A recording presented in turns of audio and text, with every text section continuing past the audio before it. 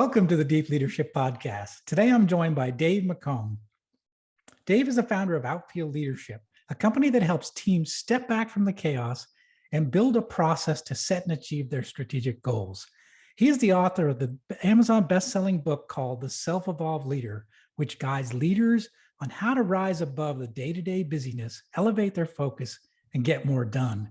In these busy times that we live in, this is an important topic, and I'm looking forward to this discussion. So Dave, welcome to the show. John, thank you so much for having me. It's great to be with you. Yeah, it's great to have you on the show, and I'm really interested in this topic, and I'm excited to hear what you have to say about it. So before we get into your book and what you talk about in your book, tell us about Outfield Leadership. What is it that you do, and what kind of companies do you work with? Sure, happy to.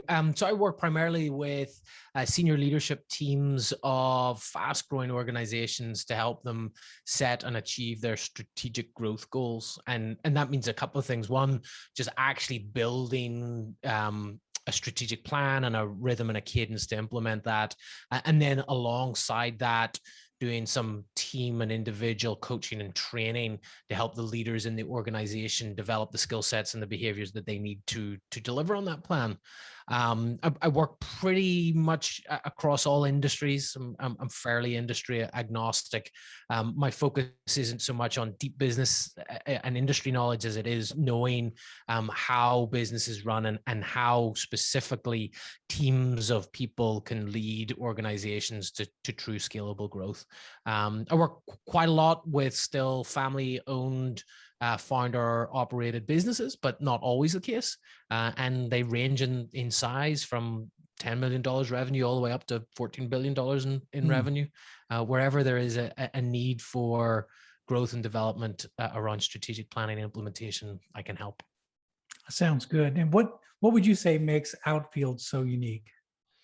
I think what we bring is a real intentional approach to strategic planning and leadership development. We base everything in the world of the practical rather than spending a lot of time on theoretical models and frameworks. Yes, there are some tools and frameworks that will bring and share, but be rooted in the day-to-day business running. And so the work that I do, it complements very nicely just the natural rhythm that a senior leadership team would have anyway in their interactions without needing to layer on too much additional effort over the top of it. So very practical in that way. I think the second thing that I bring is just an ability to really understand the dynamics in a room full of people that ultimately have conflicting priorities. No matter how well aligned a team is around their end goal, you've still got a bunch of individuals with their own egos, their own desires, their own needs. And just being able to bring a group together to work on those shared goals whilst respecting and honoring all of the individuals, I think we do a pretty good job of that. Do you find it's important in these kind of sessions to have an outsider or have a third party to, help mediate and, steer the group? I mean, do these companies find that helpful?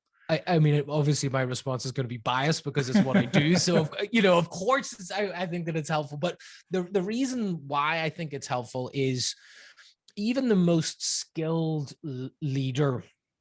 So a lot of the work that I do, as you mentioned, is facilitation. So how do you bring a framework to help a team come together, grapple with discussions, grapple with debate, look at data to underpin the decisions that they need to make, and then make a decision, align on it, and go and implement. Number one, just bringing that framework. A lot of leadership teams don't have that. But even for those organizations that maybe are using some of the models for teamwork and strategic planning out there, even the best leader, let's say it's the CEO that's doing it, if you're working through that process and you're trying to facilitate it, you're not fully contributing to the process because you're trying to ensure that the group gets to a good place together. And the second thing is, whoever is facilitating a session like that has so much power and control over the end result because they're the one that are guiding and moving the group along, that if you have somebody from the inside managing that process, no matter how neutral they may seem in their appearance, they're still driving towards something that's aligned to an internal bias or direction that they want to go in.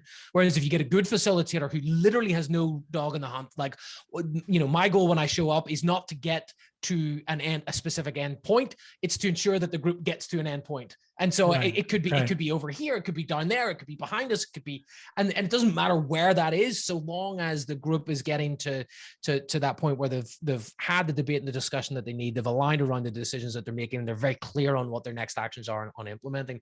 That's where I think the value of a very good facilitator comes in. It allows all of the people contribute equally, and no one person in the room gets to steer the discussion in the way that ultimately suits their interests. I like that.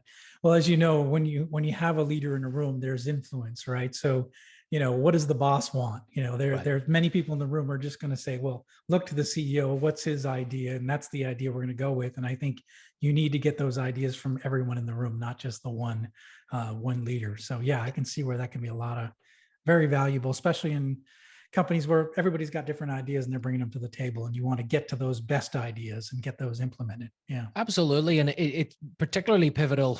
There's a stage in company growth where, it's not necessarily bad if the CEO is the one that's making all of the decisions, particularly whenever you're smaller and you're growing, and there's a very entrepreneurial vision associated with the CEO. That's fine up until a point, but then it starts to become a liability, because no matter how smart or connected any person is with an organization, at some point of complexity, they're only going to have a small part of the picture of everything that's going on. And just that need to open up and get more eyes. And this happens not just at a senior level, but at every level of an organization. As complexity grows, no one person can have their handle on everything.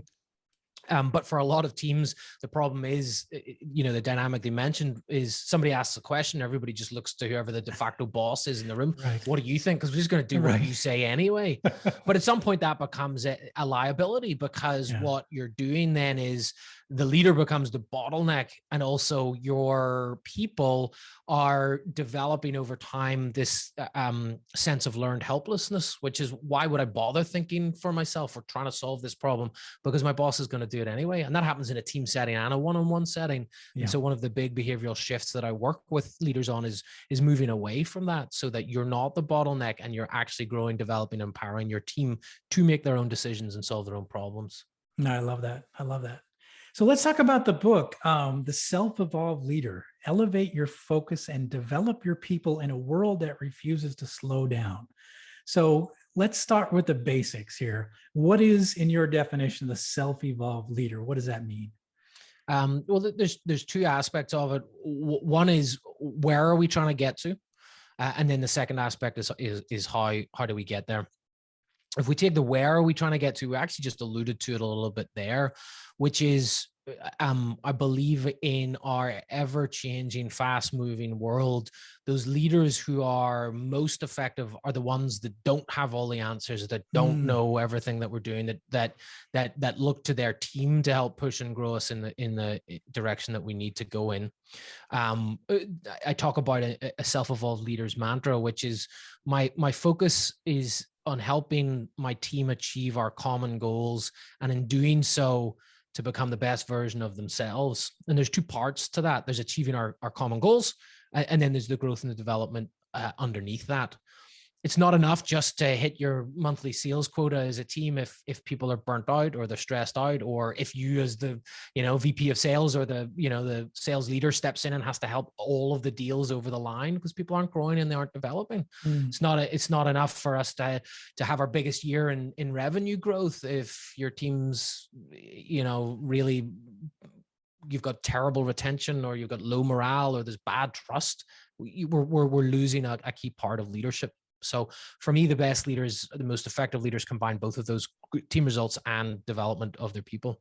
So that's the where we're going to of a self-evolved leader. The how then is the self-evolved part.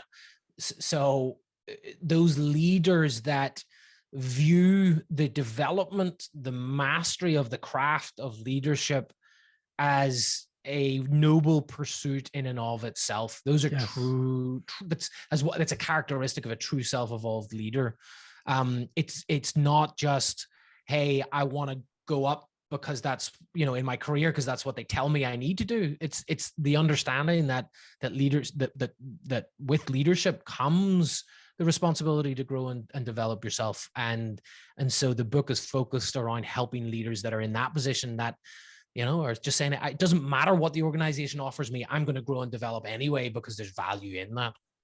I love that. That's really, really good to hear. That's something that, honestly, I spent 22 years in corporate America, and I didn't see a lot of that in the management teams. Generally it was, what do I need to know to get to the next level? What do I need to do to get the next promotion? What do I need to do to get to my bonus check? Right.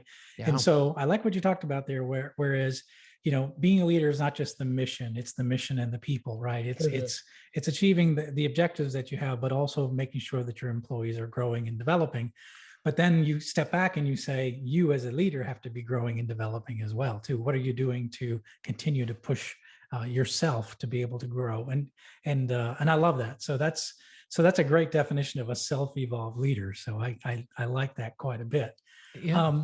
But what's the problem with the current or most business leadership models that exist today? What happens? That sounds good, and that's in theory right, but what ends up happening in most companies on a day-to-day basis? Well, I think you're starting to unpick it a little bit there, which is, people get promoted into positions of leadership because they're good at functionally doing their job. So a good salesperson becomes a sales manager, and so on and so forth. And being a leader and being functionally good at your job are almost completely different jobs. Yes. And so the first issue is we're promoting people that are good at their job, but haven't necessarily shown all of the signs of being a good leader. We just assume that they'll get there, and that, they'll sink or swim, and they'll make it happen for themselves. I think we've got to do a better, and the reason we do it is obvious. Things are moving so fast, and we've got positions to fill, and we need people to be in leadership roles. So we're like, well, just grab him because he knows how to do the job. And sometimes I think we just got to slow down and say, well, okay, if we are going to move somebody in a position of leadership, what does that really look like for them and for the role, and what are the true areas of development that they need to work on? So that's problem number one. The second aspect is, I feel like we're caught between two stools. You think about all of the past models of leadership from, let's say the 1960s onwards.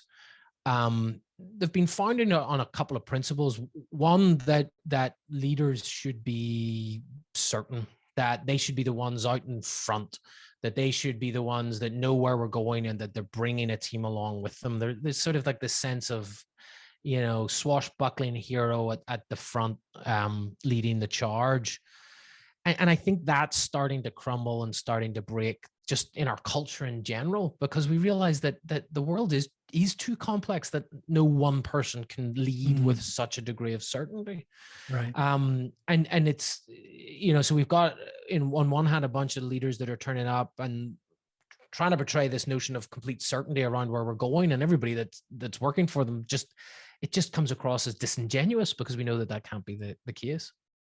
I think that we're moving, particularly culturally, even just outside of the world of organizations and corporations, but more towards a notion of collectiveness and collaboration and getting there together, which calls for a degree of humility, vulnerability, and uncertainty that can be uncomfortable for a lot of people. And I think that if we're 100 years out, we'll look back on this transition and we'll say to ourselves, yeah, the most effective leaders are ones that have a little bit more humility, certainly have more empathy for the people that they're leading. And there might be a little bit less certainty in there, but I feel like we're caught between those two models. So there's bunch of stuff that's still taught in leadership programs and in books, and that's regurgitated. That's like, okay, set your vision, know where you're going, rally the troops, all of that. And then there's a bunch of stuff that's coming out that's saying, hold on, slow down, take your time, talk to your people, make sure you know what they want. And I think for a lot of leaders, they're kind of caught in the middle and like, I don't know what to do. And by the way, this is just slowing everything down. Like I've got a meeting to go to. Can I go to that instead? And so that just causes difficulty for some leaders. Yeah, I agree with you. Yeah, absolutely. It's funny. When I started in leadership 30 years ago, I thought I had to have all the answers, and now I realize that really what I need to have is the right questions and be able to sit back and listen and get the collective wisdom of the team to help manage and lead where we're headed. If I don't, because I can tell you time after time where I've got stuck in a business where we didn't know where to go. And it was one person in a room that sort of unlocked the next level or unlocked the possibility that we never thought of, or I never thought of personally. And it just, and so I've learned that if I'm not listening to the quietest person in the room, I'm making a mistake, because that person likely has an idea that's going to help me get to the next level. And so I've learned that, but that's 30 years of, in the trenches where I picked that up just naturally. Of like, wow, people are amazing and they have amazing ideas, and I don't have all the answers, and I don't want to have all the answers, Yeah. And I think that what you're hitting on there is for some, not all, but for some leaders in their own natural path and career and progression, there's an element of emotional maturity that comes with that ends up in that position that you've got to. It's a sign of an emotionally mature human being, that you don't need to have all the answers, and that the wisdom can be found elsewhere. I think that for a lot of our organizations and teams, and the requirements also from some of the younger generations, is almost dictating that evolution has to happen at a faster pace for a lot of leaders. They've got to get there quicker. Like we've got to realize that we've got to move away from, trying to save the day as a hero towards actually growing and developing the people underneath us. And that can be hard for people. It can be a tough transition. And a lot of times where I see people have hesitation in making the transition is they fear that if they open the door to curiosity or to a slightly longer period of discussion, or to hear viewpoints from other people, they fear that they'll just lose control of whatever it is that is being discussed, and that they'll waste a whole bunch of time trying to get folks realigned. So there's just this sense of like, well, if I just can hold on to the clarity and certainty of where I think I want to go, get everybody aligned around that, we'll move way faster. And my response to that is, well, yeah, there is an aspect that you could lose control of that, but there's a skill set there that you can build to ensure that you don't do that. Right, there's a way to open up difficult decisions to a wider group, to try to gain some collaboration and consensus that continues to move the group forward and doesn't make it feel like you're just flinging the doors open to endless discussion and debate without ever making progress. Right. Yeah, absolutely. Yeah, that makes a lot of sense. Yeah, it's definitely the two sides of it, right? It's yes, you get people involved, but the other side of it is, are we ever going to move in a certain direction? Because as a committee you can get just endless discussions and debate and never move forward. So at some point, the leader has to put the rudder in the water and start moving in a certain direction. So that's an important part of it too. Yeah, so, it is. And that then going back to that level of emotional maturity, a really great effective leader will know how to do both of those and when to do both of those. Yeah. The problem is that we stunt our growth as a leader if we don't look to try to change our behavior towards something that's a little bit more collective. And it's funny because, you say something like that to somebody and their first reaction is, well, if we do that, we could end up here. Usually if somebody's worried about taking a step, ending up all the way over here, they probably can afford to take a step or two in the direction that we're talking about, because their natural proclivity is not going to allow it to go to that worst case scenario. It's like all we're doing is asking you to just take a pause, take a breath, get some, get some feedback from folks on your team, and then by all means start to move towards a direction. Absolutely. Yeah. And then correct it along the way or fix it along the way as you need to. So, right. Yeah, absolutely. So you talk about in the book this cycle of mediocrity, and what is that, and why is it a problem?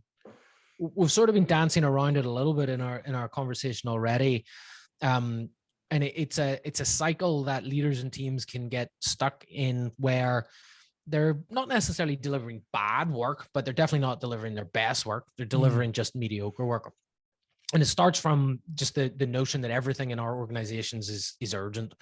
I think most leaders have got to the point where their own internal prioritization schema has just almost fell off the ledge, and it's like everything is urgent. We're giving anybody permission to interrupt us in any way at any time, and they get to deem the urgency on it. And so we live in this world where just stuff needs to get done yesterday. What that does is it then amplifies that already behavioral reaction to know the answers or jump in and save the day. If I see that there's a problem, it's just way easier for me to just jump in through an act of heroism. Either I'll do it myself or I'll tell you exactly what to do. You go do it, and then we'll move forward. But then it builds then those two behaviors that we talked about earlier, which is our team begins to develop learned helplessness, where they don't even think about how they might overcome a challenge or a problem, because you're just going to tell me what to do anyway, or you're just going to come back behind me and fix it, anyway. And so I'll just start saying, well, hey, John, what do you want me to do? And you tell me, then I go do it. And then I'm like, John, what do you want me to do? And then eventually, it's funny because even the best teams, if the leader starts to move in this dynamic, at some point, then the leader of the group starts to look around their team and they're thinking to themselves, these people used to be really capable. They used to be able to think for themselves. And now I'm the bottleneck and I get frustrated. And the reason is because you got to look in the mirror. You're at least one half of this equation. And the thing is, if your teams develop the learned helplessness where they're not thinking for themselves, you're starting to become overwhelmed because you're doing more and more work. That adds into that sense of urgency. And we just get caught in that cycle and go round and round and round and round. Yeah. And that's a problem. Right. Yeah. And because you never work on what's important, you're just working on what's urgent and what's, and people are, they're just responding to whatever action items that are, it's the email zero and the, getting everything off your action plan, but not necessarily working on what's important or what you really should be working on. And it keeps our focus in the weeds, both for the leader and the team.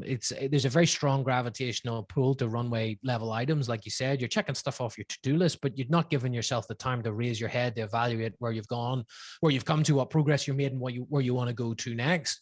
The funny thing is, though, that there's a couple of natural things that keep us in that cycle. One, operating in that mode of leadership, despite the fact that we often get to the point of burnout or exhaustion, it's actually a very satisfying place to be from an ego perspective, because you feel wanted, needed, and useful. Your team depends on you. They rely on you. If you weren't there, they wouldn't be able to do the things that you've been able to do. And so whether you acknowledge that or not, verbally, there's a subconscious ego boost there. And also for a great number of people, chasing day-to-day crisis is way more interesting than spending time on the things that you actually add value on as a leader, which is the long-term direction of your team and development of your people, because we have such a shorter term reward and feedback loop. So if I'm firefighting a crisis, we get to the end of the day and we've resolved it. It's like, okay, we can see that our work added up to something. And so it's very easy to get stuck in there and just never get out. So what's the best way for leaders to, as you say, the most effective leaders elevate their focus above the day-to-day? So how, and that's what the book is about, elevating your focus and, getting above the busyness of, and how do leaders do that? How do they make that change where they get out of that cycle? First of all, like everything, it's understanding that there's an issue and there's a problem with it. I'll talk about that cycle of mediocrity to some leaders and they'll go, yeah, that's great. I like living my life that way. And actually my team likes living my life that way. And if that's the intentional choice, that's fine. But it's not a scalable model for leadership. You're not going to scale yourself. You're not going to scale the impact your team has. You're not going to scale the growth that your organization faces. And so ultimately the initial step is somebody saying, you know what, this is now a liability and I want us to move away from it. When you do that, that's a mindset shift, and that can really help unlock a lot of stuff. The worst thing that you can do is go down a journey of trying to change this if you're not really fully committed to it yourself. So make that mindset shift away from that cycle of mediocrity towards what I call the cycle of excellence, which is really about turning it on its head. And then the rest becomes a little bit more practical and grounded. So 3 major moving parts. One is to rethink the vision that you have with your team, to incorporate more of their input and voices into that. So again, back to that notion of you not needing to have complete certainty on what we're going, but enlisting your help as co-conspirators in your success by creating a shared vision that genuinely they have a part of. That can be a fairly straightforward exercise, can take anywhere between 4 hours and a couple of days. And it's all about asking good questions of your team and getting some feedback on, you know, where they want to go, what their purpose is, why they do what they do every day, the impact that your team has on the organization and in the wider world. You know, the concept of vision is often discussed and unfortunately not utilized nearly as much as it can be. And when it is utilized, it's usually just at that beginning bit where everybody gets aligned on where we're going, and then we just sort of forget about it. Your vision for your team should become a North Star for your decision making, and it should guide all other, you know, challenges that you have. And once you've fixed that North Star, then the rest starts to become a little easier. The reason that we start with vision is we're trying to counterbalance a natural drive towards the runway level. So what's the furthest you can go away from you know, 0 feet runway level? What's 50,000 foot? So put that as your counterpoint to the gravitational pull.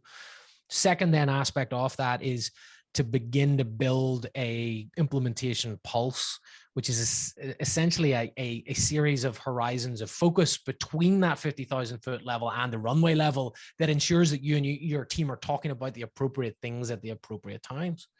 Too often, teams, because in a desire to avoid meetings, because people hate meetings. And here's the thing, people don't hate meetings, they hate bad meetings. Good meetings are actually very, very productive. But what often happens is, in an attempt to avoid too many meetings, a leader will get a team together and the agenda will go from like the most basic like ground runway level aspect all the way up to something that's, you know, big and existential. And those are very different horizons of focus. It requires a different perspective and a different mindset to approach it. And so just building an implementation rhythm of annual reviews, quarterly reviews, and monthly and maybe even weekly reviews that's built around how do we get closer to achieving that vision. Most leaders are really good at the day-to-day, like we talked about. They're pretty good at the long-term vision. The bit that they miss out is the bit in the middle. And so often a team will get in a room, set some goals for the year, and forget all about it until like quarter 3 or 4. And then they're like, oh, what did we say we were going to do this year? Oh, look, we kind of are sort of doing some of that. And we need more of an ongoing drumbeat of implementation so that you and your team know where you're going. So set your vision, build your implementation rhythm. And then the final thing is there's a number of just key leadership disciplines that you need to build or sharpen in order to stay the course. So the vision's our ultimate destination, our implementation rhythms, the series of stop-off points along the way, and then our disciplines are really about how do we navigate the ship. Yeah, that's great. I know one thing we did, you know, I ran 9 different manufacturing plants over my career, and one of the things we did really well in you know, over the years we figured out is to have, you know, we did these really good annual planning sessions where we walked around like, where do we want to go, and then what are we going to do this year? But what we realized is that, just like you said, you know, month would go by, month and month and month, and by the end of the year there were certain targets that were way off track, and we never had those checkpoints. And we started doing quarterly reviews where we actually got the same team together that did that, you know, annual planning session, and we said, where are we at today compared to where we said we wanted to be, you know, during that annual planning session? And those are really powerful meetings. And in some of those meetings, we got rid of some metrics and some measurement. We said, this isn't important. We've got too many measurements, or we're going in too many directions. What's really, really important right now? And we also learned that, hey, we're pretty good at this thing. We don't have to focus on that. We don't have to spend our energy and effort on it. That's running smooth. But this is broken over here. We've got to, this quarter, spend more time on it. But having those, I think you call them those implementation pulses, but those checkpoints where you're really saying, are we really going the way we wanted to go? And then how, you know, and I found that working with a group doing that is that many would question me, like, why are we still tracking this? And challenging me as well. And I love that because it was good pushback. I was like, great, let's get rid of it. We don't have to do that. That's one that we don't have to worry about. So it helped us get focused every quarter. I think you're right. I think that the quarterly review is one of the most crucial times that you can spend as a team. Looking back the last 90 days, what's worked well, what hasn't worked well, and then looking forward to those to the next 3 months. And you sort of touched on 3 questions there. What should we stop doing? What should we start doing? And what should we keep doing? And what it does is it gives teams the ability to assess what's not working and get rid of it. It gives them the ability to assess new initiatives that they might not have thought about whenever they first, did their annual plan, but it gives them the opportunity to assess them in the light and the context of what's happening and what we're good at and what we're not good at and what our workload's like and what our resources are like. Whereas absent that, what often happens is either a directive comes, from on top down, or a client has a request, or just the leader themselves just wakes up with a great idea one morning, and they come in and those new initiatives just get thrown into the team. And there's this sense of, well, we're already running at full capacity and you're just coming and layering stuff on us. And there's not that considered approach of, is this something that we should be doing, that we can do, that, what if we are going to do it and we're stretched, what can we do to make that happen for ourselves? And it's funny because often when I first talk about that, I'm met with a degree of resistance, because some leaders will say, well, that doesn't allow us to be flexible. It doesn't allow us to make quick decisions and to pivot quickly. To which I respond, well, actually, it allows you to do that more, because too many leaders believe that their agility comes in their ability to make decisions quickly. Actually, their true agility comes in the ability to implement those decisions quickly. And so often where it doesn't work out, we're making decisions quickly, but then it gets pushed into the machine and we realize we should have taken a little bit more time considering this. Maybe we didn't get all of the voices that we needed. Maybe we didn't consider all of the ramifications of it. And so your quarterly meeting gives you the ability to bring new initiatives and say, okay, let's talk about this, but within the context of everything else that's happening. Yeah, absolutely. Yeah, I was guilty of that in my early years, of just keep piling on. Like, well, the team, we can keep doing it. There's a new initiative, we're going to pile that on. This is something we're going to pile it on. And then, we're weighing down the team with all these different initiatives, and then everything's a priority, everything's important, Right. And you don't have that clarity of what's really important. How do I get to the North Star? And that's what forces people down into that runway level, as you say, because everything's important. I'm going to be working on everything versus those critical few things that I should be working on to get to the vision that we have, that shared vision. Absolutely. I think you're completely right. You should be connecting all of those strategic decisions to that North Star. Does it fit with where we want to go? Does it not? If not, easy decision. If it does, okay, then how do we slot that into all of our other priorities that are here? What's most crucial and most important for us for this quarter? Yeah, I think that's important. I think the leader's job is important too, to help clarify that and help unclog the machine. So all these things don't just keep getting piled on. Having those, we're going to get away. We're going to review where we're at, and let's make some decisions as a team, what we want to continue, what we want to eliminate. But I think that the leader can't just assume it's going to happen without their involvement. Oh no, definitely not. And they have to help the team elevate their focus all the way up. And, there's always going to be that period of setting strategy and then implementing strategy.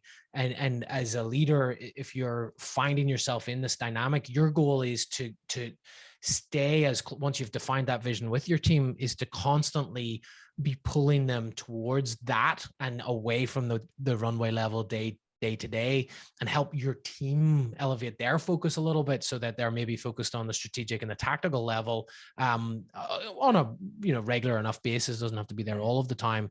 But the worst is whenever the team and the leader and everybody's just focused on the day to day, because ain't nobody looking after the longer term strategy and vision at that point. It's just firefighting and heroics. What do you call it? Heroic leadership, right? Yeah, heroic leadership. You're coming in to save the day all the time. We just say yes and figure out how to deliver it. Yeah, exactly. And then you're just saving the day all the time. And it's just crisis after crisis. And I've worked for companies that are like that. And that's just like it's in their DNA. But if you can step away from that, I think you can move a lot further if you can step away from that kind of mindset and that mentality. Very much so. You have a much bigger impact. I think that I think if the company truly has that reactive day-to-day heroic leadership, there'll be a limit, a cap on their ability to grow, Yeah. because it requires individuals. The success is wholly invested in people's ability to come in and firefight and save the day. Yeah. Whereas if you begin to build slightly more of a process for managing what we're talking about here, then ultimately it's not your success isn't personified on those heroic leaders. It's personified on the ability of the team to collectively come together and work through these steps that we've been talking about. Yeah, absolutely. I say in my latest book, I say that, part of the role of management or leader is to create a smooth running business where firefighting is unusual. You have that capacity to sprint if you need to, if there is a crisis, but it shouldn't be your normal way of operating. Yeah, for Yeah. sure. I mean, I use the analogy of being in a rock band. No rock band is just solo all the time. Right. I mean, it would be the most awful music if all you heard was just guitar solo for 4.5 minutes. True. What you need is a real steady drum beat and some bass guitar and some rhythm guitar, just holding the beat and setting what's normal for us. And yeah, you can have a couple of runs off that, and you've even got your 30-second 1-minute solo if you need it. But it's icing on the cake. It's color rather than the whole thing. And too often businesses are just solos all the time. Just save the day, save the day, save the day, save the day, save the day. 100%. And there's no drum beat underneath it. Yeah. Now that's really good. I like that analogy, the rock band analogy. I think I will quote you in the future on this. I really like that a lot. You can steal it with abandon. I'm pretty sure I stole it from somebody else. I'm sure. I love it though. That's really good. Well, this has been a really good conversation. I know that our listeners are going to get a lot out of it. I know I personally did. So how can people find out more about your company and the new book?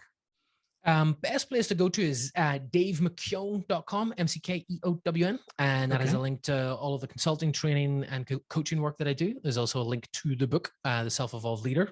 If you want to go to Amazon, you just search for Self-Evolved Leader. It's there. I'm also pretty active on LinkedIn and Twitter. I'm at Dave McKeown on both of those, and would love to connect with anybody who is interested to learn more. Okay, that sounds great. We'll put links in the show notes for all those resources. And I really think this has been a good discussion. I really think this is a big issue in companies today. There's a lot of firefighting. There's a lot of heroics going on, and there's not enough focus on the big picture and the vision and the North Star. And I think this has been a really valuable discussion. And I really encourage people to pick up this book. It's The Self-Evolved Leader. Elevate your focus and develop your people in a world that refuses to slow down, which is very true these days. So this has been Dave. This has been really good. I really appreciate you coming on the show and sharing all of your insight. Thank you so much for having me, John. It's been a pleasure to be with you. Well, thank you. Well, that's it for today. Thank you for listening to Deep Leadership. If you like this podcast, please subscribe and share so we can continue to build a world with better bosses. Until next time, this is John Rennie saying take care and lead well.